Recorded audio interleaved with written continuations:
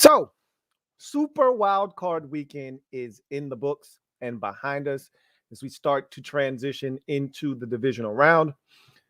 8 head coaching vacancies are now available and open for business. Mike Mayock was fired in Vegas. That's my guy, but boy, did he need to be fired.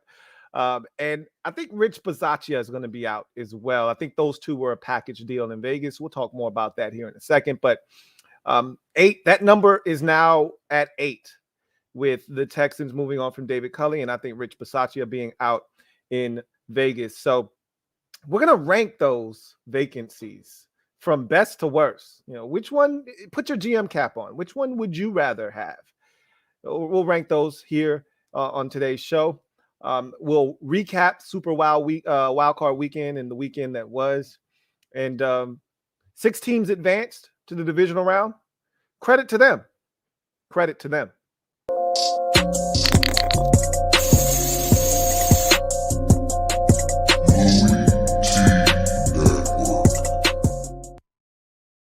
The Louie T Network is powered by the Card Collector Series. Join me, your man, Louie T, on my journey back into the card collecting space with the Card Collector Series on YouTube. Link is in the description.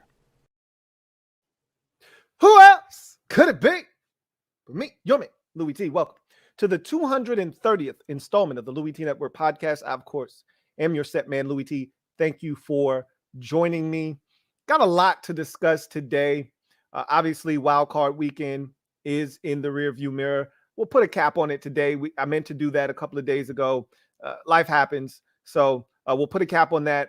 We'll start to turn the page towards the divisional round. 4 games, 8 teams remain. We'll take a look at that. Just wet your palate a bit. We're not going to really dive into that deep today. We'll do that on the next episode of the podcast. However, what I do want to do today is take a look at these vacancies because I think they're going to start to fill up and take shape here over the next, I think, 48 hours or so. We'll have our first hire. And once we get that first guy to commit, I think we'll start to see these dominoes fall and teams start to make their decisions. I think because there are so many GM vacancies in conjunction with these head coaching vacancies, that's what's going to prolong this process a little bit more because you have to do a little bit, I think, a more thorough job when looking for a GM because not only is that GM probably going to be responsible for picking the head coach or at least needing to work closely with that head coach, he's also responsible for picking the player. So it's a really big decision. So with all of these vacancies at GM, I think it's going to really make this process longer than it usually, because by now, Black Monday was last week. By now, we would have already had at least 1 or 2 guys hired, and we don't have anybody hired yet. So I think a lot of that has to do with some of these teams wanting to talk to some of these candidates that are currently in the postseason. And even though the NFL has enacted this new rule where, coaches can do these meetings virtually and they can meet with these teams while in the postseason, I really think that you really want to get into a guy. You want to have him be in person. You want to be able to read a guy. And I don't know if teams are really comfortable doing things like this virtually. But with that said, Vikings have a GM vacancy.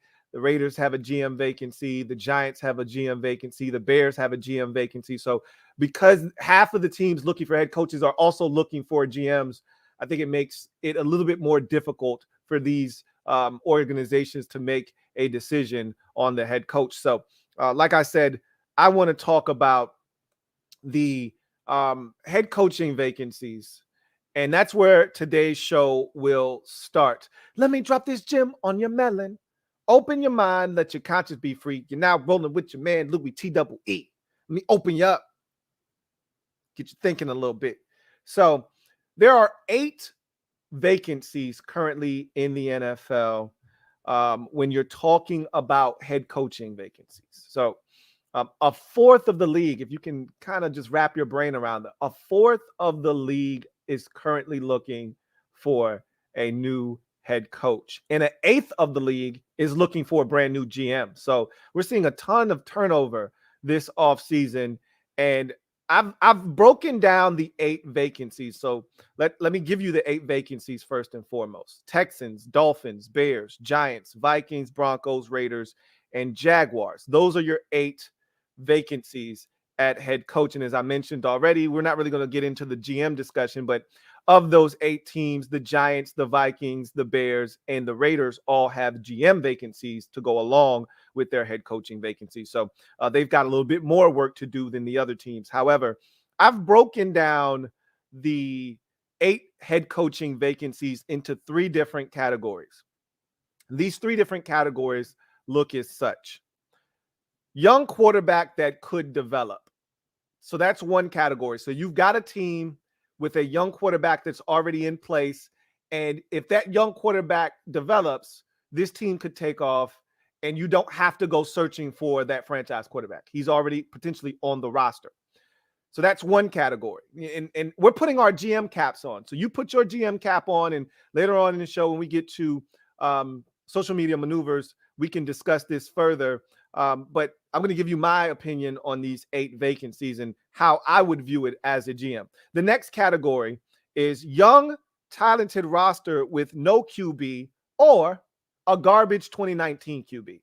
So the next category is you've got a young, relatively young, talented roster that you can work with.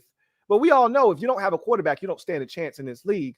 So you have a young, talented roster. You've got some pieces you feel good about that you can work with that can be the foundation of what you're trying to build. But you either have no quarterback or you're dragging along one of those garbage 2019 quarterbacks, a Drew Lock, a Daniel Jones, one of these types of guys. They're holding you back right now. So that's the second category. Young, talented roster with no quarterback or one garbage 2019 quarterback. And then finally, the last category is veteran quarterback with a team ready to win now. So those are your 3 categories. Young quarterback that could develop, young roster with no quarterback or a garbage 2019 quarterback, or you've got a veteran quarterback already in place with a team and a roster that is ready to win now. So those are your 3 categories. Here's what it looks like to me. So I'm going to start at the very bottom and work my way to the top of these coaching vacancies and how I would look at it if I were a GM. So preferably, if you're a GM, I can't speak for you out there. Maybe you want to pick your own quarterback. Maybe you don't want to be hampered and hamstrung by a quarterback that you didn't choose, and you don't want to have to, shoulder the burden of somebody else's mistake, and you want to be able to have a clean slate and pick your own quarterback. By all means. But remember, just keep this in mind.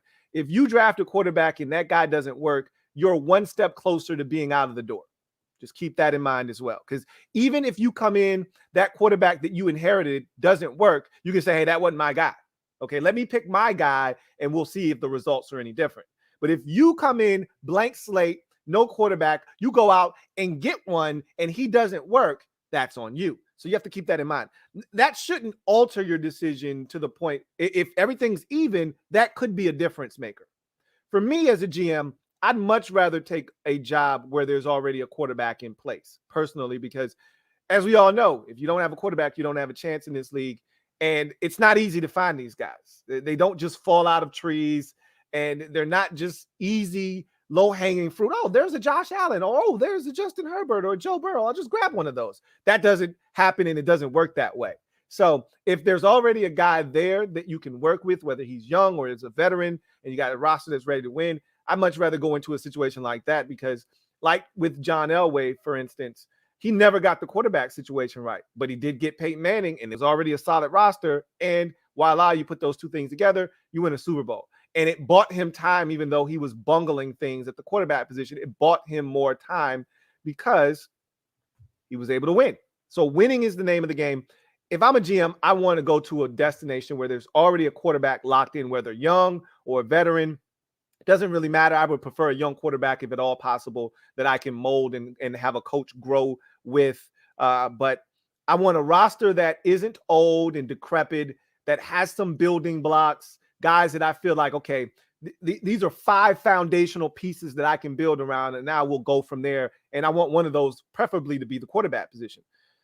The team that I look at right now and I say that job is a death trap. There's nothing there to be had. There's no reason to be excited about the roster. You're not sure if you got a young quarterback. Right now, the Houston Texans are the 8th worst job. So to me, they're the worst job available in the coaching vacancy realm right now, because I've got them in the young quarterback that could develop category, but I've got an asterisk next to that because we don't know about Davis Mills, right? We've got a small sample size. I actually like what I saw. I was really high on Davis Mills coming out of Stanford, but again, even then, the sample size was small. So wanted to see how he would acclimate himself to the NFL and adjust. And I think he's done that quite well considering the circumstances of the Houston Texans roster and the lack of talent that's around him. And so I actually think Davis Mills is a guy worth exploring. I'm not saying he's the end all be all and that they've got a quarterback of the future already on the roster and they don't need to explore other options. But I definitely think he's a guy that deserves a chance in Houston. That said, I can't stand their roster. I despise their roster. Remember, Nick Caserio, the general manager that they hired from New England last year, came in and he pretty much gutted the roster, which I didn't have a problem with. But he replaced all of those players with a bunch of guys that were pushing 30 on one-year deals, pretty much just to get by this season and pretty much setting David Culley up for failure. So the roster is old, it's decrepit, it's uninspiring. There are only 1 or 2 pieces that you feel like you can build around. There's no reason for hope in Houston right now, honestly. Your best player is probably a combination of your left tackle, Laramie Tunzel, and your wide receiver, Brandon Cooks. I like the safety, Justin Reed, but I mean, outside of that, there aren't many players that get me excited on this Houston Texans roster. So to me, that's the worst job right now. You don't know if you have a quarterback or not. The roster isn't very good. You don't have a ton of draft capital. I think that could easily change when you move Deshaun Watson. But as of right now, Bill O'Brien left them in a really bad state with no draft capital, with no salary cap space. They were in hell when Nick Caserio got there. And, he's trying his best to get them out of it, but it's going to be an uphill battle. So to me, that's the job I want to stay away from. Like, if you a brother out there, okay, if you a brother, whether you a retread like a Todd Bowles or, one of these guys that is garnering interest around the league and you've had a job before and you're looking to get back in, or you're a newbie, don't take that job, please. I heard the Patriots, Gerard Mayo is a candidate that people like, and Nick Caserio goes back with him to the New England days. Don't take that job, Gerard. Let me help you. Don't take that job. Trust me. Stay in New England like Josh McDaniels has for all these years. Another opportunity. If you're as good as everyone thinks you are, another job opportunity will come up. Just because Nick Caserio may be your boy and you're familiar with him, don't think he won't fire your ass if you're not getting it done, because at the end of the day, it's you or me. If this thing goes south and the owner says, hey, I need change, he's going to fire your ass. Don't take that job. Let somebody else take that job. Attention, all brothers out there. Do not take the Texans job. That's the worst job if you ask me. The next worst job, so the 7th rated coaching vacancy right now for me, is the New York Football Giants. I have this in the young, talented roster with no quarterback or a garbage 2019 quarterback category. So essentially, you have no quarterback. If Daniel Jones is your answer at the quarterback position, then you have no quarterback. And so if I'm a GM, I don't want Daniel Jones. And then you look at the roster, even though I like this roster, it's young in certain parts and there are guys that you feel really good about. I think Andrew Thomas is coming along now, finally. I like Leonard Williams a lot. I think Blake Martinez, when healthy, he was injured this year, but he's a really good veteran linebacker, still young enough to be the leader of this team for at least the next 4 or 5 years, if you so choose to have that be the case. Love me, the cornerback, James Bradbury. I think Xavier McKinney has a chance to be really special at the safety position. So there are a number of pieces that I'm excited about if I'm a Giants fan. I think offensively, you've got some young, talented receivers, but they haven't really been able to show that because they've been banged up. And then you have Daniel Jones at quarterback, and then the offensive line stinks. And so there's so many extenuating circumstances. I get it. And that's why they're 7th, because as many pieces as I think are there in place that you like, that you think if we get the right guy in here, we may be able to turn this around a lot quicker, sooner rather than later. There's still the aspect of, I don't know what the hell to do with this quarterback position. Sterling Shepard probably played his last down as a Giant. Evan Ingram probably played his last down as a New York Giant. And you don't have, the best idea of what to do with Saquon Barkley at this point. But when you get there and you kind of figure out what the hell to do, you got to figure out what you're going to do with Saquon Barkley. I mean, he's up for a new deal, and there's no way you can pay Saquon Barkley, new money right now. I mean, what year are we going in with Saquon Barkley? I think he was an 18 guy, if I'm not mistaken, 2018 guy. So 18. Let's check. I believe he was a 2018 guy. He might have been a 2019 guy. I firmly believe he had to be, because 19 was Chase Young, and I think Barkley was the second pick in the draft. So I'm pretty sure that Saquon Barkley was the second pick in the 2018 draft. That would make him a 4-year veteran, and they'd have to pick up that 5th-year option if they wanted to keep him. And the answer to my question is yes. 2018 draft, second pick after Baker Mayfield went first to the Browns. So 18, 19, 20, 21. So they've already picked up the 5th-year option, more likely than not. And so he's in the final year of his deal. And obviously, you got a decision to make, because he's probably going to be making a boatload of money in the final year of that rookie contract. So the Giants are, at a crossroads with several players, including Barkley, and you don't have a quarterback, I don't think, on the roster. I mean, if you want to roll the dice with Daniel Jones, be my guest, knock yourself out. But I don't think you're going to get anywhere with that. So I just look at that roster. I look at the situation of the quarterback position, and the offensive line is a mess. Even though they tried to build it, it stinks. There's a lot fundamentally wrong with this Giants roster, even though I do think there's talent there. I think Kenny Golladay, despite not having a touchdown the entire year, is a really talented wide receiver.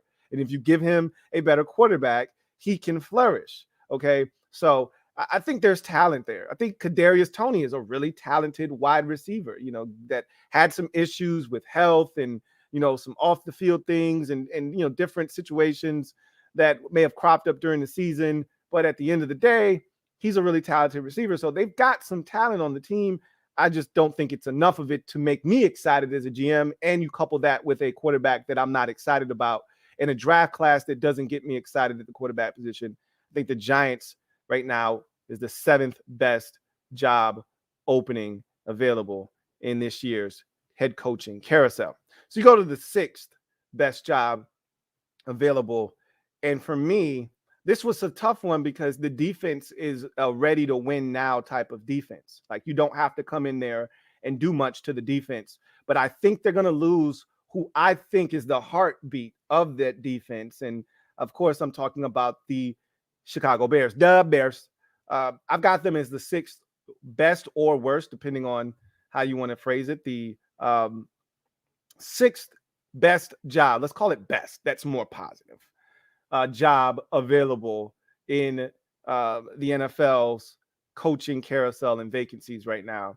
So I've got them in the young quarterback that could develop category. Obviously, they took Justin Fields last year. There were flashes of brilliance from him in the 2021 season, but there were a lot more of those, he got a long way to go moments. That Cleveland Browns game comes to mind as one of the worst in recent memory we've seen from any offense and quarterback. That was up there in terms of one of the worst performances we've ever seen. But then there were some really good games, So with Fields, there's promise there. Here's why they're 6th on my list. Love the defense. I think they're going to lose Akeem Hicks in free agency. And to me, that defense is totally different without Akeem Hicks. To me, like they lost Khalil Mack for pretty much 2/3 of the season, and they still were one of the better defensive units because Akeem Hicks was available. To me, when you take him out of the lineup, you can put whoever you want in there, Khalil Mack, whomever.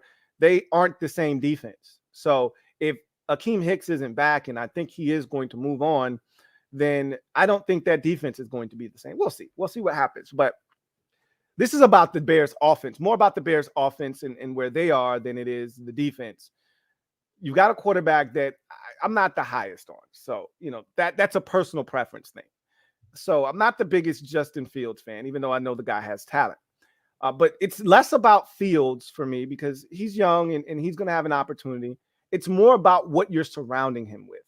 You're going to lose Allen Robinson at receiver. Jimmy Graham is 876 years old. Your third-year Notre Dame tight end, he's solid, but, he hasn't moved the needle the way that I thought he would to this point. You look at the rest of the receivers, Darnell Mooney, that's about it. I mean, who else out there scares the opposing team's defense? You've got nobody, especially once Allen Robinson vacates. So you've got a ton of work to do at receiver. I think you need to add at least one, if not two more tight ends. The offensive line is okay. It's not great. There were times where he was running for his life last season. So you could definitely use some help up front along the offensive line. Your running backs are cool. Getting Tariq Cohen will be huge, getting him back in the fold. But I don't love the offensive weapons that you've surrounded your young quarterback with. And that's one of the things that you have to do. First of all, you got to protect your young quarterback before anything else. Before you can get him any weapons, you got to make sure that he's going to have time to get those weapons, the football. And then you need to surround him with talent. I don't think they've got an adequate offensive line in front of him. And I don't think the weapons that he's getting the football to are remotely close to where they need to be to help this young man prosper and succeed. So for me, that job right there, and then you don't know about Justin Fields either. That job for me is a little sketchy. It's the sixth best job, if you ask me. I'm going to pass on that job if I'm a GM, and not a GM if I'm a head coach. If I'm a GM, I look at that Bears job and I say, it's not that bad. But if I'm a head coach, I'm good. But we're putting our GM caps on. That one is interesting, but there are other jobs that I viewed to be better. So the fifth best job belongs to the Minnesota Vikings. Now, this is an interesting job. I have this in the veteran QB with the team ready to win now category. Obviously, Kirk Cousins is still there, but for how long, we don't know. He could be a guy that could be on the move this offseason. So to be continued, right? But that roster, when I look at it offensively, they're ready to go right now, right out of the packaging. No matter who comes in as your head coach, who comes in as your GM, offense is ready to go right now. You got one of the best right tackles in all of football in Brian O'Neill. You've got a dominant running back when healthy in Dalvin Cook. I even like his backup who comes in and gives you a nice little boost when Cook can't go. You've got a nasty tandem of receivers. And I think getting Osgood or Osborne into the mix now really gives you some more depth to that group. I think Amir Smith-Marset will eventually come along and give you some more depth to that group. But obviously, Justin Jefferson and Adam Thielen pose a problem right out of the gate. You add in Irv Smith, who sucks that he got injured last year because I felt like he was poised for a massive year. You couple him into that mix, and they've got all you can ask for on the offensive side of the football. Okay, and Kirk Cousins showed you that throughout his career, he can distribute the football. He's one of the better distributors in all of the NFL. So on the offensive side, if Kirk Cousins is still there, you've got everything you need to compete and compete at a high level. The problem is, and has been for the last 2, maybe even 3 years, and this is the thing that we didn't anticipate when Mike Zimmer is your head coach, is that the defense was one of the worst in football for the last 2 years, really 2.5 years. And so I look at that defense.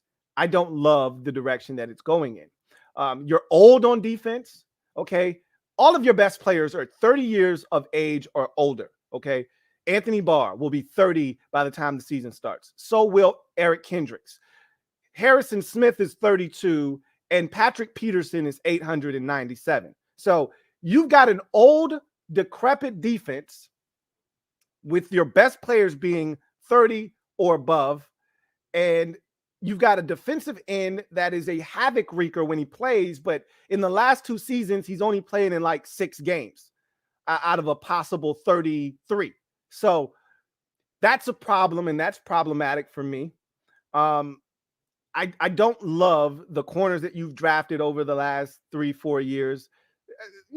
That's a hit or miss proposition. Maybe they are better than we think, and with more coaching. And Mike Zimmer's specialty is supposed to be defensive backs. So if I can't get Mike Zimmer to get the most out of these guys, I don't know who is. But that's nor here nor there. The bottom line is the Vikings stink on defense.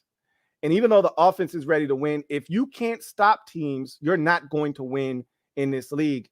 And so I don't necessarily love that job, but as I've said already, there are other jobs that are worse off, and as you can see, there are other jobs that I think are in a much better position long term, because I view the Vikings situation as a short term type of job where you take it, you could win next year, big, but 4 years from now, I mean, what does that roster truly look like? So, 5th best job for me is the Minnesota Vikings. 4th best job right now is the Vegas Raiders job, and for me, I have this in the category of young, talented roster, a veteran quarterback with the team ready to win now, obviously, right? So Derek Carr's there for how much longer? Similar to the Vikings, for how much longer is he there? He could be on the move this offseason for all we know. He's going into the last year of his contract. They're going to hire a new GM, probably going to hire a new head coach. Does he want to start over? It's the same Matthew Stafford discussion we had last offseason when they got rid of the head coach and the GM, and it was a whole new reboot. And Matthew Stafford's like, I really don't want to do this shit again. I've done this like 6 times already here in Detroit. Just give me a chance to start anew somewhere else. If I'm going to start over again, let me start over somewhere else, brand new, clean slate with a chance to win. That could be the same case for Derek Carr. I think he wants to stay in Vegas. It hasn't been as debilitating as it was for Matthew Stafford losing all those years in Detroit. They've actually won in Vegas. Not big, right?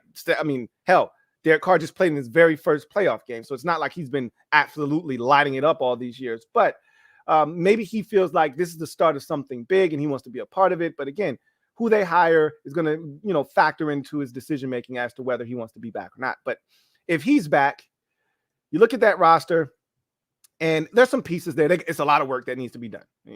Like offensively, I think Zay Jones, he's starting to look like the Zay Jones that I fell in love with coming out of East Carolina that I thought could be a good player in this league when the Bills got him. So he's starting to come along. We already know what they have in Hunter Renfrow and in Darren Waller. You add in Josh Jacobs, and that's a really solid group. Throw in Foster Moreau, and that's a really solid group of skill players around Derek Carr. They blew up the offensive line last offseason and started anew. I think there are some more pieces that they need to necessarily fill in there. However, it's not a terrible offensive line. It's a serviceable group. So if you keep that intact, add 1 or 2 more receivers to the mix, I think that's an offense that's ready to go right out of the packaging, similar to the Minnesota Vikings, with a veteran quarterback ready to lead you to victory. The defensive side of the football, unlike the Vikings, it's not terrible in Vegas. Now, there's still some things that need to be done for that Vegas Raiders defense to take the next step. I want more out of Yannick Ngakoue. Okay, you signed him to a contract last year in the offseason. I need more out of him. Obviously, the secondary, I think, has some players in it. Like Casey Hayward is still playing at a high level, but he's probably 32 years old, 31, 32 years old, somewhere in that neighborhood. I thought Nate Hobbs played his ass off last year as a rookie. I really like Nate Hobbs, and I love Trayvon Merrick. But outside of that, you got a bunch of guys out there that are solid, that filled roles for you, like Teamer and all those guys. That's cute, but you need more. You need more in that secondary if you're the Raiders. You need more at the linebacker position if you're the Raiders. And somebody's got to step up and help Max Crosby. And now I'm putting the onus on Yannick Ngakoue. And then for me, the biggest thing is you've wasted draft picks over the last 3 years with Mike Mayock and John Gruden. And I don't know who is directly to blame, but they were horrible as a tandem. Mike Mayock, I love Mike Mayock to death. And this is a question I want to ask you. I'm going to save this for another podcast episode, but I'll just throw this out there. Do you want to hear from Mike Mayock as a draft analyst now after him having the opportunity to do it and then him crashing and burning as badly as he did? Do you trust him in his evaluation? Can he just go back to NFL Network and be an analyst again? And would you respect his opinion? Because he was so bad. He was so bad. I mean, some of these picks were just downright awful. And you ask yourself, what in your right mind possessed you to do that? What possessed you to take Cleveland Farrell in the top 5 of the draft? Why? Why? Why? So, why did you take Tanner Muse in the 3rd round?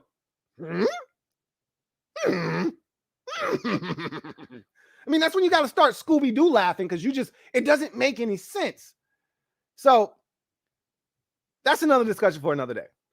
The GM comes in and right away, they can't do any worse than Mike Mayock. So, you just need to draft better. That's not a bad situation in Vegas. It really isn't. So they're the 4th best job to me. The 3rd best job in this equation for me is the Miami Dolphins. So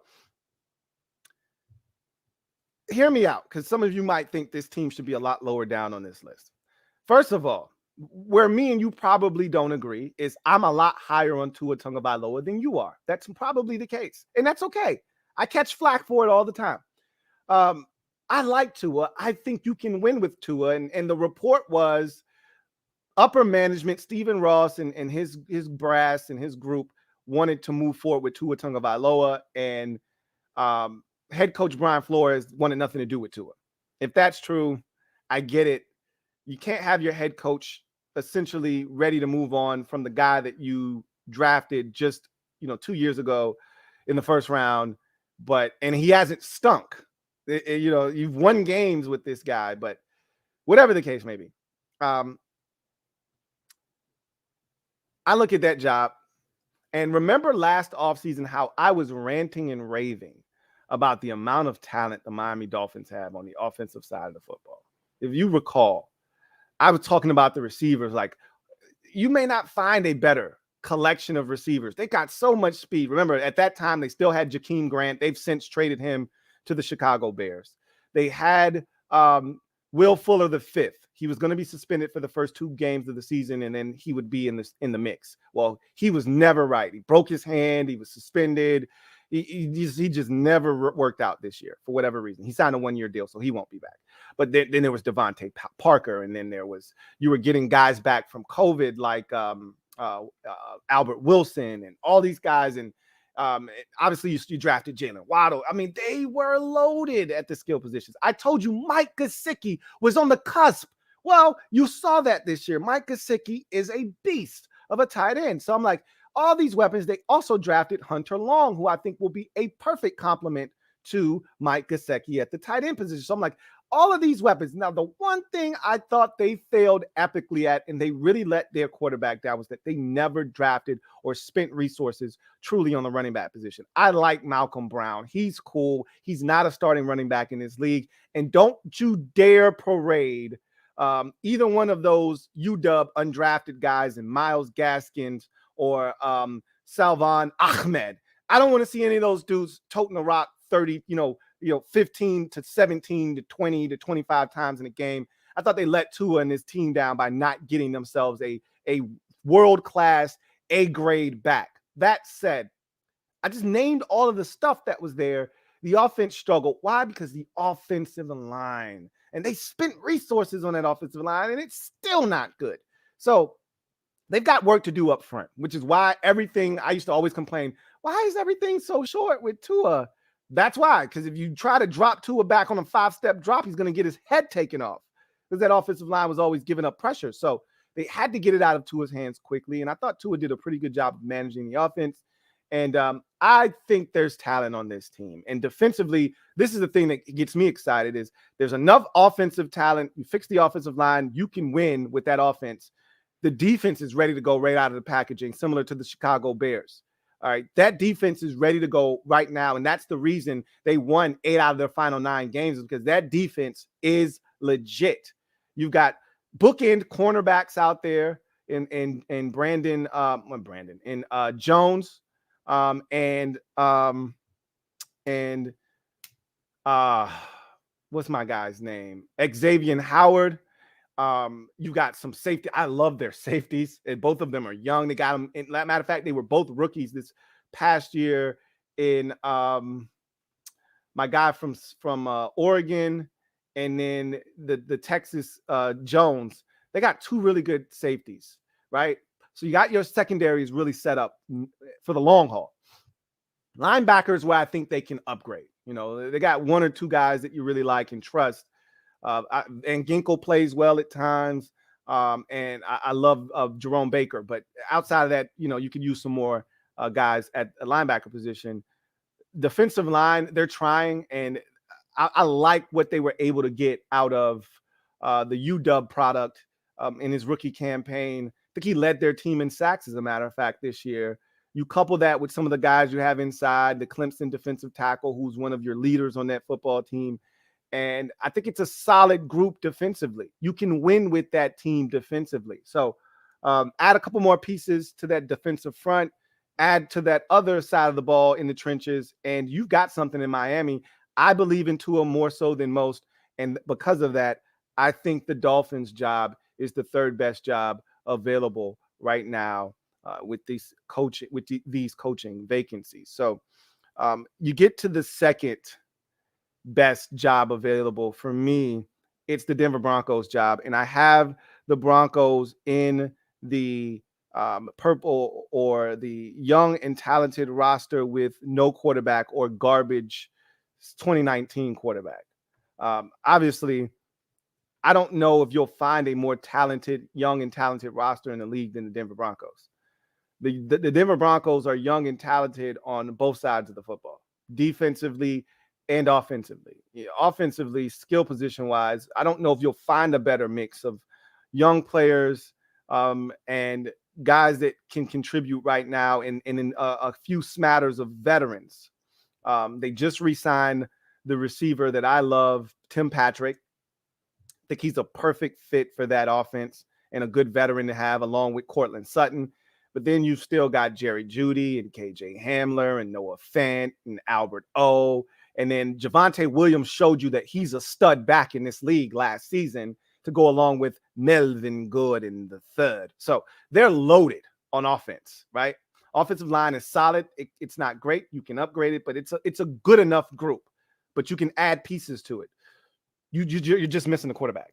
I mean, and again, that's a big problem. But if I'm a GM and I'm coming into that situation, that's a great problem to have. Now, they've got a GM. They just don't have a head coach. And George Patton's saying to himself, all right, everything's here that I need. I just need to find a quarterback. He may trade for Kirk Cousins. They could win a Super Bowl next year.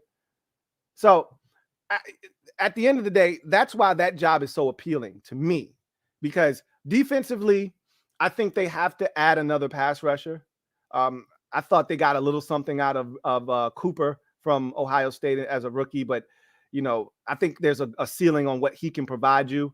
Obviously, Chubb was banged up this year, and you want to get him healthy, but he needs a road dog. He needs a tag team partner out there. I would love to see them add a rusher up front. Linebacker is another position I think they can add some more juice to, even though they got some solid guys. I don't think they have a game changer there. The secondary is loaded and ready to go. They spent draft capital. They've got one of the best young safeties in football in Justin Simmons. They love what they have in Patrick Surtain, and they got some veterans out there at the cornerback position. And Ronald Darby, who was banged up this year, but when he's healthy, he's a really serviceable number 2 corner in this league. But Ojemudia is another solid corner that I like. Like, they got stuff in the secondary. I'm not worried about their secondary. So that defense is good. That offense is good. They just need a quarterback. Now, again, easier said than done. If you can't get one of these veterans, this isn't the draft you want to be sniffing around for a quarterback. But, you know, you do what you got to do. But that's a really good roster that's ready to win now, if you ask me. So Broncos, second best job. And you're probably saying, Louie T, no, you did not. No, you did not just make the Jacksonville Jaguars the number 1 job available in this coaching vacancy period. Yes, I did. I did do that. Of course, they're in the young quarterback that could develop category, but they've also got a young and talented roster too. Now, there's work to be done. Okay, their roster isn't as crystallized as the Denver Broncos roster, but the Broncos don't have a quarterback. I'd much rather have the young quarterback that I believe in with a few holes around the roster, but relatively young roster that is continuing to ascend and go about it that way than to have to find that guy. They've already got that guy. Now they just need to develop him and get him into a system that he's comfortable with. But I love this Jaguars roster. And I've said this before, and you guys have heard me say this many a times in the past, and I'll continue to repeat this because I truly believe this. There are a select few of teams in this league, about 6 to 8, about a quarter of the league, that just totally get the draft and they hit home runs and stack good drafts on top of each other. And when you look up and you say, man, they're talented, you know why? Because they continue to cycle these young players in, get the old guys out, pay the guys that need to be paid, and they continue to draft well every year. Whether it's guys with red flags or a guy that had injury concerns that they take later in the draft, they find ways to get really good football players. The problem in Jacksonville for years is that they haven't had a quarterback. And then they haven't had the best coaching at times. So now you got a quarterback. The roster, I've always said, just look at how Jacksonville has watered other teams around the league. The teams are getting better because of the players they're getting from Jacksonville. Okay. Like, that's what the Jaguars are doing. They're helping other teams get better with the players that they're getting rid of. So remember, at one point, Malik Jackson, Calais Campbell, Jalen Ramsey, Telvin Smith, these guys were all on the same defense. AJ Boye, all these guys were on the same defense. Remember that. They were loaded back in 2017 when they made it all the way to the AFC Championship game. So here's why I think this is the best job. One, obviously, you got Trevor Lawrence.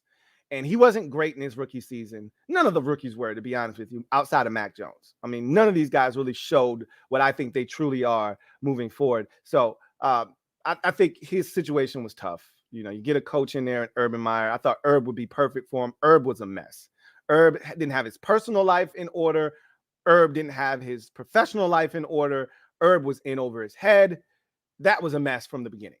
So that never really was a situation conducive to building trust and confidence in a young quarterback. So you get that situation. So you get the right guy in Jacksonville, and I think Trevor Lawrence looks like a totally different human being and quarterback next season. But you got the young quarterback that you can believe in and build around.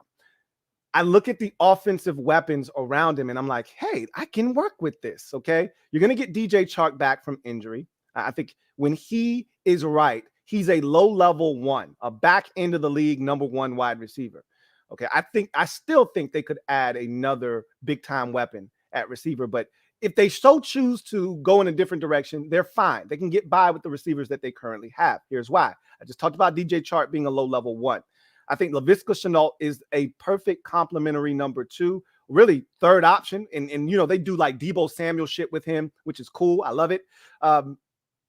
But Marvin Jones, to me, is the piece that ties this offense together as that #2 receiver. He's awesome for a young team. He's the perfect veteran receiver to make everybody else's job easy, including the quarterback, Trevor Lawrence. So he had a big year for them. I love the signing. I actually wanted Washington to sign Marvin Jones in free agency last year. We were looking for a #2 receiver to complement Terry McLaurin. I know he was up there in age, and that was a guy that maybe didn't necessarily fit the time frame that you were looking at, but he's the perfect receiver if you're looking for a #2. And that's what he was for the Jaguars last year. Shit, he was their #1 receiver, if you want to be honest. So you get Chark back. You got Marvin Jones Jr. You've got Laviska Shenault. Okay, that's enough right there at the receiver position. All right. They're going to add, I think, another guy or two there that can help. And maybe you've got some developmental guys around that you continue to work with, like a Jalen Camp. I don't even know if he's still there in Jacksonville or not. But then I love that they traded for, Dan Arnold. I think he's the perfect tight end for Trevor Lawrence, and he's going to continue to grow with Trevor Lawrence. So that's a good move that they made. Herb didn't make a lot of good moves, okay? And I'm never in favor of trading a first-round corner for a tight end, okay? However, Dan Arnold is going to work out in Jacksonville. But even if they decide to add another guy to that mix, that'd be fine. But here's the thing that nobody's talking about. Yep, They got Robinson, and he's really good. But they drafted Travis Etienne. He did not play a single snap last year. He's going to come back and be electrifying in that Jaguars offense if they put together an offense that suits his skill set. I want to see him in the gun. I want to see them spreading teams out and getting Travis Etienne the rock, because he can catch it, he can run it, he's explosive, he can make big plays. That's going to complete that offense. So you get that going offensively. And this is a defense in Jacksonville. Say what you want about it. They shut down offenses this season at times. There were times where they gave up huge amounts of points, copious amounts of points, right? And there's still work to be done on this Jacksonville Jaguars defense. They could use another edge rusher, but when you look at all the things, if Kayvon Chason continues to develop, we see what Josh Allen can be at times when he did what he did against Buffalo, and we know what this guy can be. You look at some of the other positions on that team. Cornerback is still something that I look at and say, hey, you got some guys, but I'm not sure. We'll see. Obviously they took the Georgia corner in the second round last year. I think he played really well for them. They got rid of the Clemson corner and traded him. So now you're asking yourself, okay, do you have enough in the secondary? Maybe, maybe not. I like what they have defensively as a collective unit. I think there's some more individual pieces that they need to add, but they shut down the Buffalo Bills, the same Bills that just put up a 40 spot on the New England Patriots in a playoff game and scored on every offensive possession, a touchdown on every offensive possession, the first team in NFL history to do that. This Jaguars team held them to single digits in a game and won. The Indianapolis Colts needed to win, and this is family business, so this is a little different. Still, Indianapolis Colts were killing teams down the stretch. They were running the football. They were doing whatever the hell they wanted to do, and they absolutely put the brakes on their entire season, had it come to a crashing, screeching halt. All right. Snatched the playoffs right from under them. I mean, literally snatched the food off their plate. That defense did in Jacksonville. Smothered Carson Wentz and Jonathan Taylor and that Colts offense. And not to say that the Colts offense is this juggernaut. Still, shut them down. They knew what was at stake. Shut them down. They're capable of that, are these Jaguars. So what I'm telling you is, with that offense, with that young quarterback, with that defense, you add some more pieces. And here's the thing. They got to figure out what they're going to do at GM. Trent Baalke right now is a sieve. Nobody wants to work with him. And if you're Sheed Khan, you need to figure out what is the best plan of action moving forward. If Baalke is a deterrent, get him out of there. Okay. If you believe in Baalke that much, keep him. Let him hire his own coach. But if you want to hire a real head coach and that guy says, I don't want to work with him as a GM, get rid of Trent Baalke. It's as simple as that. So they've got a decision to make. But to me, if I'm a coach, I'm a young and up-and-coming offensive-minded coach, that Jaguars job, that's the one I'm looking at. And I'm saying, hey, I wouldn't mind taking that job. I think I could do some damage here. So I'll let you guys decipher what would be the best order for you. For me, I'll recap quickly. Number one, best job, Jacksonville Jaguars. Second best job, Denver Broncos. Third best job, Miami Dolphins. Fourth best job, it belongs to the Vegas Raiders. Fifth best job, the Minnesota Vikings. Sixth best job, Chicago Bears. Seventh best job, the New York Giants. And the last job I'd want right now is the Houston Texans job. So let's move on to our next segment, social media maneuvers. I'm a midday marauder. So I want to put a cap on Super Wildcard Weekend, and then we'll get to your comments. So here are a couple of topics that I just want to run past you real quick. Most impressive team and player. Most disappointing team and player. Craziest moment. Best game/drama. Biggest developing story as we move forward into the postseason. And then I want to have an ode to the losers. Okay. So 6 teams moved on in Wildcard Weekend. Credit to them. Credit to them. But the losers made it to the playoffs too. And I just want to send them out on a positive note. So we'll come back to those losers a little bit later on. So super wild card weekend wasn't all that. This was a dud of a weekend, and we've had some really good wild card weekends in the past. The first super wild card weekend was anything but. We only had 2 good games. The other 4 were ass kickings for the most part and really never in doubt. So let's go ahead and put a cap on this real quick. The most impressive team, you could argue there should be co-favorites here, but the Buffalo Bills scored on every single possession, a touchdown on every single possession. The first time any NFL team has ever done that. 7 straight possessions of touchdowns to start and end the game. You don't get any more impressive than that. And they're 47-17 thrashing of the New England Patriots. So they were the best team, the most impressive team. You could throw the Chiefs in there if you want, but they were playing the Steelers. We knew they were going to do that. I think the next co-favorite in impressive wins would have probably been the Los Angeles Rams and what they did to the Arizona Cardinals. I thought the Cardinals would put up a better fight than they did. And then the most impressive player for me was Cam Akers. I did not expect him to look as good as he did, as spry as he did, coming off of an Achilles tear. This man is 6.5 months removed from his Achilles being ruptured in camp, and here he is contributing on a playoff run that they hope turns into a Super Bowl run, and he looked like the best player on the field, one of the best players on the field for the Rams in that game. I was beyond impressed, and if he can continue to do that moving forward with Sony Michel, they could have a hell of a 1-2 combination there for the Rams. Most disappointing team/player. The team for me is the Arizona Cardinals. Like, it's not Dallas. I expected that from the Cowboys, right? It's the Arizona Cardinals. It's not the Patriots, although they could be a co-favorite here. The Patriots, I didn't think they were, good enough to beat Buffalo. I thought the only reason they beat them in the regular season because of that gale windstorm that they had and all the things that happened in that game. It lent itself to New England getting a win. I said, if all things are equal, if the playing field is level, the Bills are the better team. They proved it. The Cardinals, however, there was no excuse for what we got from them in wild card weekend on Monday. I mean, they literally didn't show up to the game.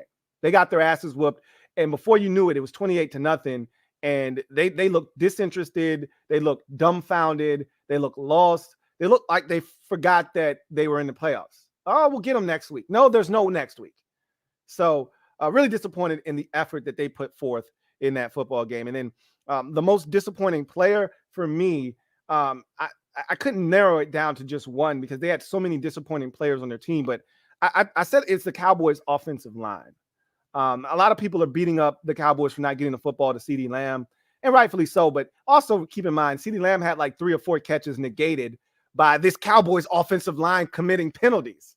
This Cowboys offensive line single-handedly deflated any opportunity the Cowboys had to get any kind of continuity or consistency offensively going in that game. They had pre-snap penalties. They had post-snap penalties. They gave up 5 sacks of Dak Prescott to a line that was missing Boza for most of the game. They were awful, was this Cowboys offensive line, specifically Connor Williams, who is just terrible at left guard, excuse me. He's awful. And so that offensive line of the Cowboys, this big, bad, vaunted offensive line that's supposed to be one of the best in the league, they were terrible. And to me, the biggest reason why the Cowboys lost that football game. Craziest moment in wild card weekend, super wild card weekend, anything but super. The quarterback draw with 14 seconds. I mean, duh. I mean, like, who in the hell? First of all, Mike McCarthy, who raised you? Who raised you to think that that was a good idea? Now, I will say in his defense, if Dak Prescott slides 5 yards earlier, which would have equated to 4 seconds sooner, you're not in that position. He didn't need to keep running. He got too greedy, got too many yards, and that's why that situation unfolded the way that it did. But that's in those situations, you weigh the risk and the reward, the pros and the cons. To me, the risk was too great and the reward wasn't great enough, because the risk is that the game's over, which is what happened. The reward is you get 1 shot at the end zone from the 25-yard line. That's not a good enough reward for the risk when you could have taken 2 shots at the end zone with Hail Marys with 14 seconds from that spot on the field. Anyway, that was the craziest moment of any game in Super Wildcard Weekend. Best game / drama, obviously, is the San Francisco-Dallas game. And the ending there from the Deebo Samuel thought he had a first down to the Jimmy Garoppolo quarterback sneak. Oh, he didn't let Trent Williams get set, to the Cowboys marching it right down the field to the 14-second QB draw and the game ending without the Cowboys getting off another snap. So that game had the best drama. The co-favorite there would have been the Raiders-Bengals. Again, only 2 games were worth noting in Wildcard Weekend that were competitive. Anyway, biggest developing story as we head to the divisional round is the status of the Tampa Bay Buccaneers right tackle position. To me, it changes everything. If Tristan Wirfs is good, and I'm not just talking about, Tristan Wirfs is going to start the game, but by midway through the second quarter, he's limping around and he can't finish. I'm talking about, no, he's good. He's not 100%, but he's going to be able to start and finish the game and be adequate. His backup came in, Wells. He was limping around, and that's why the Eagles were destroying them. That's why the backup tackle sack master himself, Ryan Kerrigan, who didn't have a single sack all season, had like 2 or 3 in the game. Why? Because their backup tackle was in there and he was on one leg too. So they got to fix that, because you don't want to go into a game with Aaron Donald, Von Miller, and Leonard Floyd with a right tackle that's compromised. That we saw what the Eagles were able to do to Brady once that right tackle position was in flux. I shudder to think at what will happen if the Rams get a hold of a less than stellar right tackle position. Brady does not, I repeat, does not handle pressure well. Never has, never will. And now that he's 44 years old, he needs to be protected. And you can't just chip and keep a tight end in. That's not good enough, because they can overload that side with Von Miller, Gumby, and Aaron Donald. And what are you going to do then? That's a really, really interesting developing story. That's something that we got to see how that unfolds. And then my last thing, ode to the losers, okay? To the victors go the spoils, and credit to them for winning. But I want to make sure that all these teams that made it to the postseason feel good about themselves as they head into the offseason. So let's quickly go through the losers in sequential order of how they lost. Raiders. Nobody expected you to be there. I left you for dead after you went on that 4-game losing streak. And Rich Bisaccia looked like he was in over his head, and this team looked like they were done. And then Darren Waller's down for about a month. Yeah, I left after the Washington loss. I left you for dead. And somehow you won 4 in a row, went on the road in some tough environments, including at Indianapolis, and found a way to win.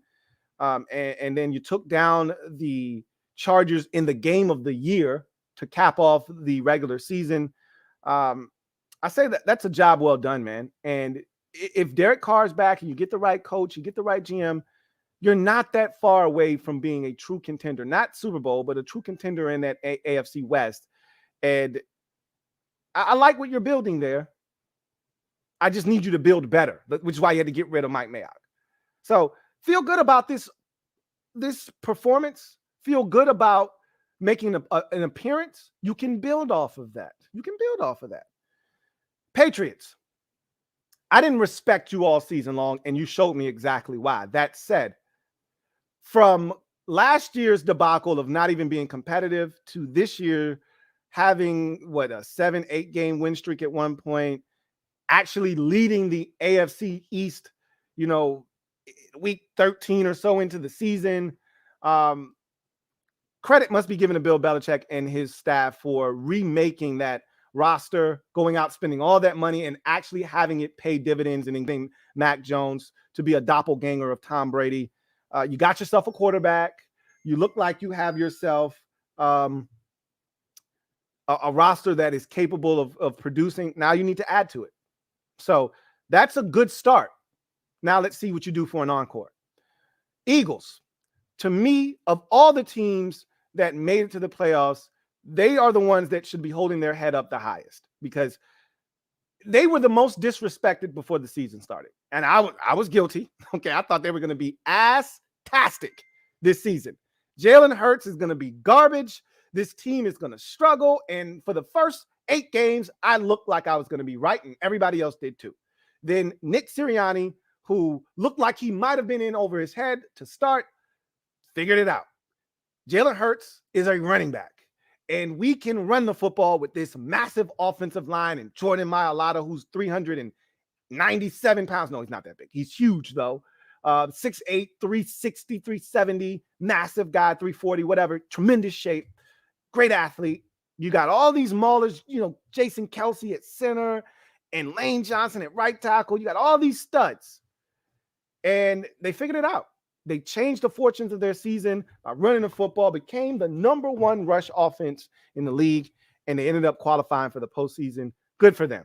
They were outmatched by the Buccaneers. No one gave them a chance, and nor should we have. And that game was an ass kicking, and it was at 1 point 31-0. However, you should feel good about making it to the postseason because nobody thought you would be there, and you got your team some experience. You got a young team, believe it or not. Yeah, you got a nice mixture of veterans in there, but relatively speaking, that's a young team.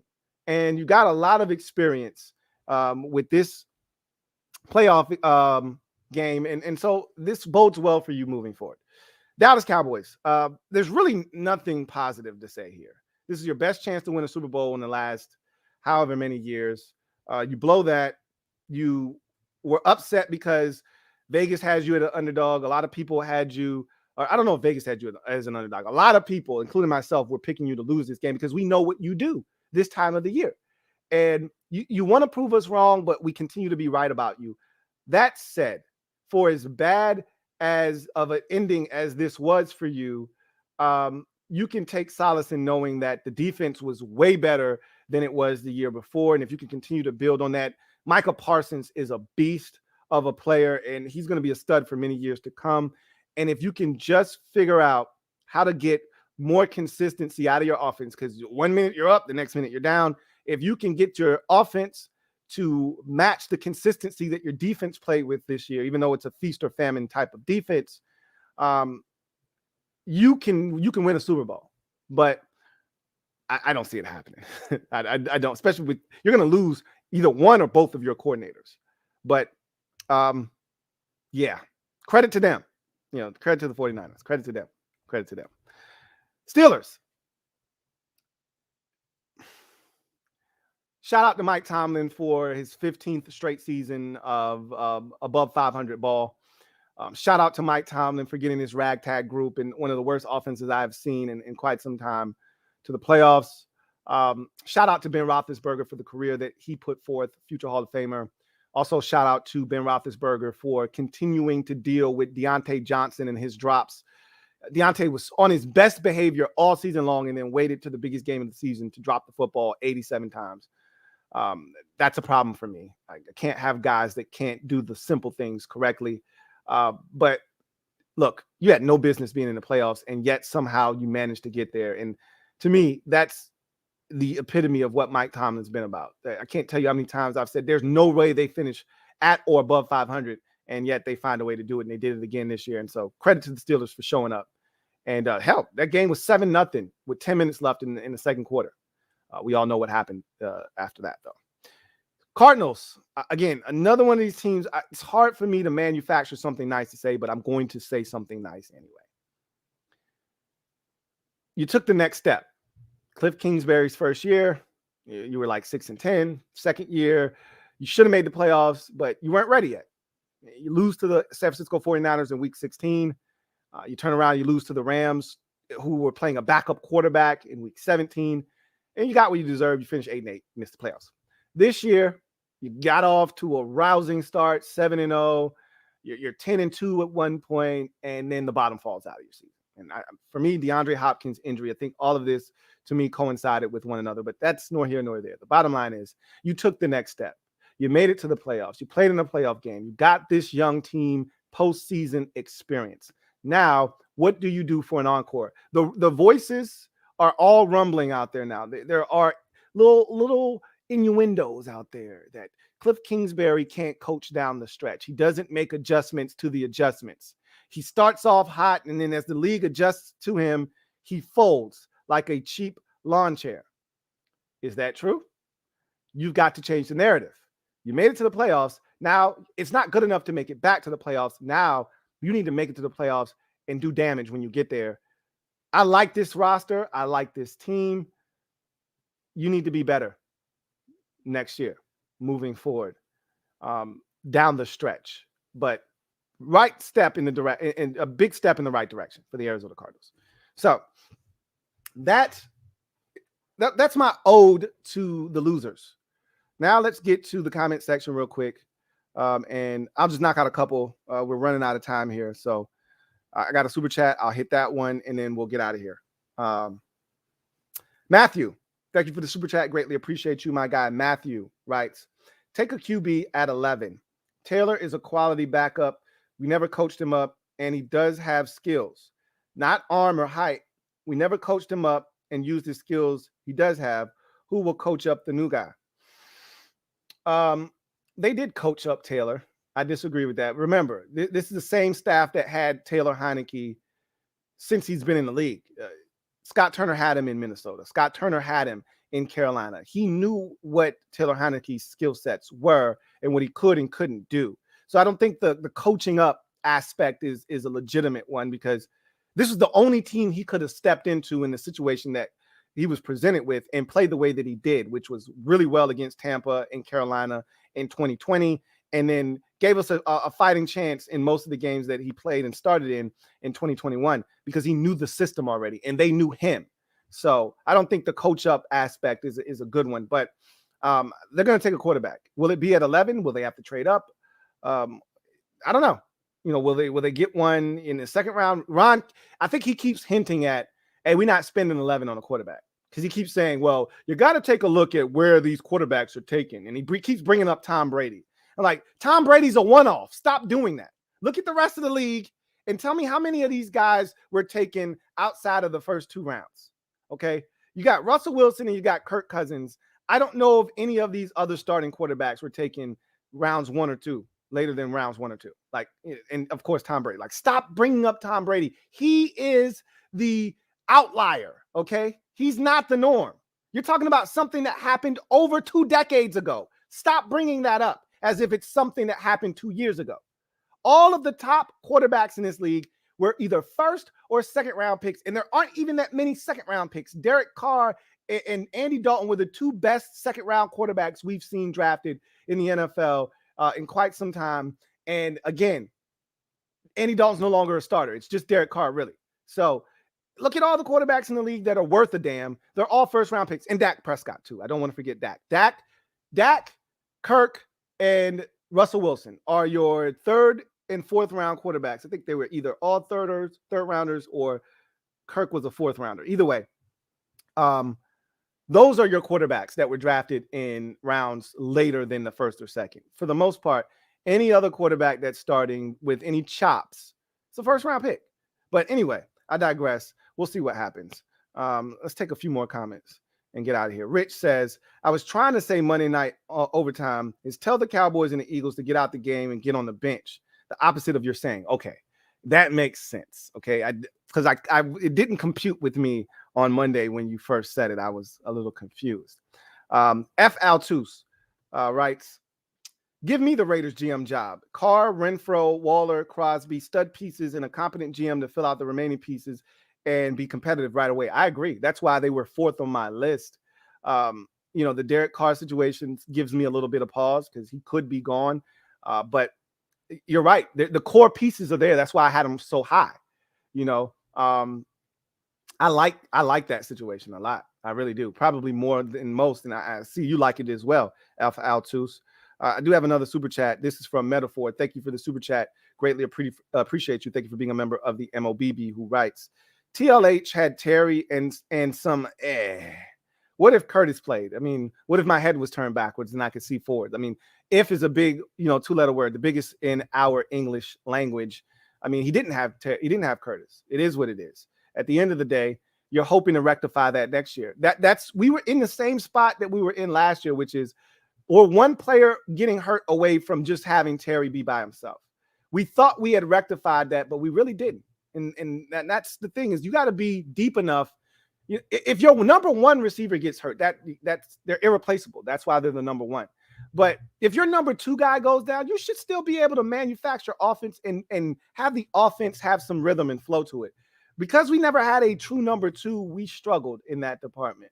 all season long. So they need to address that. I really feel that way. Really do truly feel that way. Let's see.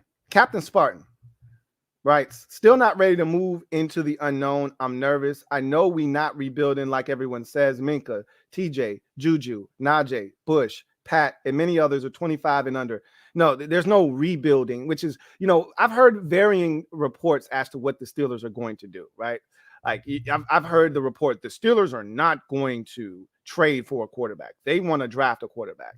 And then I'm hearing the Steelers will, be pursuing some of these quarterbacks that may be out there because this is a roster ready to win right now. So I don't know who the hell to believe. It's Lion season. You know what I tell you. Believe half of what you see, none of what you hear, even if it's spat by me. You're a man, Louie T. So I don't know what to make of it.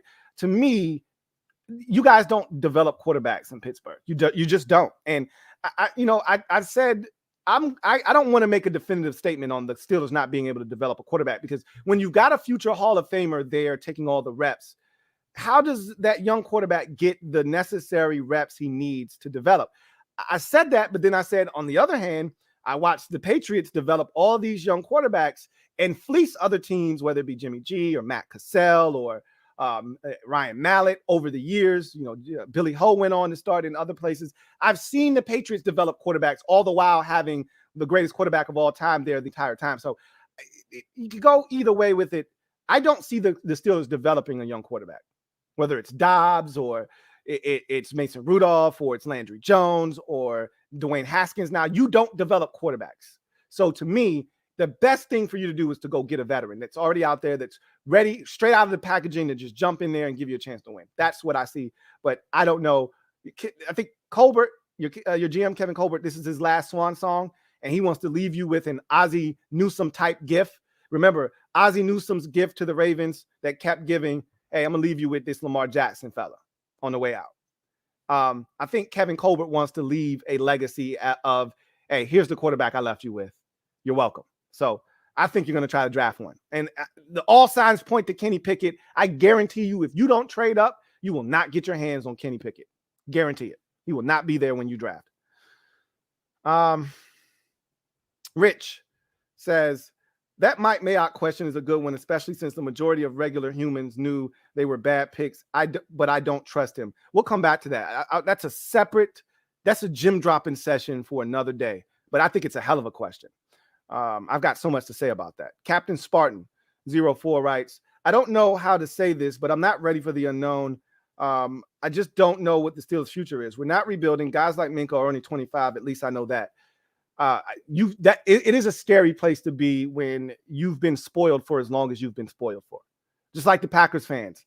If Aaron Rodgers were to move on and Jordan Love stinks, they wouldn't know what to do. Indianapolis. That's why the Colts can't just not have a quarterback, because they've been spoiled. They went from Peyton to Andrew Luck, and they're like, we got to have somebody. Then they went straight to Phillip Rivers. We got to have somebody, because you don't want to be that team that doesn't, especially when you've had a guy for so long. It's just tough to do that. See. Any more comments? I do got a super chat here from Jeremiah Butler. Thank you for the super chat. Greatly appreciate you. Jeremiah Butler writes, thoughts on Dak's Michael Jackson impression? Of course he was going to do that. I mean, I was talking to a buddy of mine. He said, can you believe what Dak said? I was like, it wasn't that bad. But when you have the persona and the image of a Dak Prescott, he's the all-American quarterback. He plays for the Dallas Cowboys. He's got 877 commercials. He is, to me and to really the rest of the league, what you want your quarterback to be off the field. A guy that's vulnerable. We've heard about some of the tragedies that has struck him in his life. And, he does good things off the field. He's a spokesperson for the Dallas Cowboys. And quarterbacks are always the leader of a franchise. And so you just expect better from those guys, right? Take the high road. He was emotional. I'm emotional and I can't let go. I always said you need to give a player at least 45 to an hour after a game. You come sticking a mic in my face 15, 20 minutes after I just had a debilitating loss, and I'm likely to say some shit I'm going to regret. And him saying credit to them. about the officials being thrown at, fans throwing some debris at officials. To me, it wasn't that bad, but you can't have a player saying, it's almost like Trump telling the rioters that ended up, busting into the Capitol and storming the building, the insurgents, him telling them, hey, we got to do something. You guys should go down there, and inciting a riot. And you can't have your quarterback saying, yeah, it's okay to throw things at the officials when they mess up, even though the officials didn't actually mess up. Like, you can't have that. So he had to walk it back, right? He had to walk it back. But that's part of, when guys are emotional, they're going to say shit. So I don't really like having those press conferences that close to the end of the game, because I'm surprised you don't get that more. I mean, especially when the guy's making a ton of money like Dak Prescott. Say whatever the hell you want to say. They're going to find you. You're fine. You're not. That little dent isn't going to hurt you one bit. But, he regretted it because, again, he's Dak Prescott. He's got an image to uphold. He's got endorsements to keep. Anyway, I digress. So that's the last comment we'll get to. I had a garbage time for today. I'll save it for another episode. It's no biggie. We can get to garbage time the next time, and I'll save that one for the next episode of the podcast. That was fun. Lot was covered in this episode. If you didn't get a chance to comment, I'd love for you to drop your comment in the comment section of this video as to how you would rank these coaching vacancies, and which do you think is the best job. I've given you mine. Now, what is yours? But in any event, that's going to do it for me, your man, Louie T, here on the 230th installment of the Louie T Network podcast. The next time you see me, we will be diving into the playoffs. I'll be giving you my predictions and my preview and predictions for the divisional round of the postseason, among other topics. And so I look forward to doing that with you the next time. In any event, this has been a great week. If you follow me on my other YouTube channel, Card Collector Series, I pulled a LaMelo Ball Red Wave Optic rated rookie. Has made my week. So I'm on cloud 9 right now. So I'm just feeling good, man. I'm feeling really, really good. Anyway, that's going to do it for me, your man, Louie T. I'll see you guys on Friday as we will really dive knee deep into the divisional round. And until then, I'm your man, Louie T, signing off. Get off the bench, get in the game, and kick it with me, your man, Louie T. Until next time, God bless and good night. LouieTeeNetwork.